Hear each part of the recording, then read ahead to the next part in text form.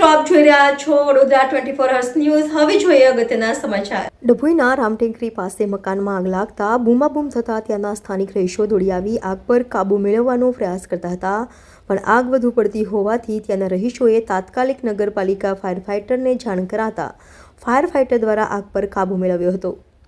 ગરીબ પરિવારનું તમામ સામગ્રી આગમાં બળીને ખાખ થઈ ગઈ હતી। ડભોઈ દશાલાડવાડી પાસે આવેલા રામટેકરી વિસ્તારનો બનાવ જૂની બાંધણીના લાકડાના કાચા મકાનમાં શોર્ટ સર્કિટના કારણે લાગી આગ પર કાબુ મેળવવા વિસ્તારના હિન્દુ મુસ્લિમ યુવાનોએ પાણીનો મારો ચલાવ્યો હતો, પરંતુ આગ કાબૂમાં નહીં આવતા ડભોઈ નગરપાલિકાના ફાયર ફાઇટરને જાણ કરતા આવી પહોંચેલી ફાયર ટીમે પાણીનો મારો ચલાવી આગ પર સંપૂર્ણ કાબૂમાં આવી ગયું।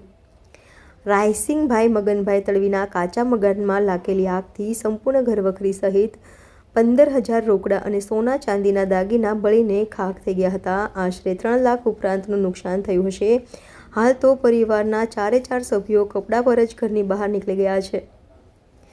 આગ લાગવાના કારણે આખો પરિવાર બેઘર થઈ ગયો છે। તમામ સામગ્રી આગમાં બળી જતા મુસીબતના વાદળો પરિવાર પર છવાઈ ગયા। ડભોઈ દસાલાલવાડી પાસે આવેલી રામટેકરીના એક મકાનમાં આગની માહિતી મળતા આગ ઓલવવા માટે અમે ફાયર બ્રિગેડની ગાડી લઈને આવ્યા હતા।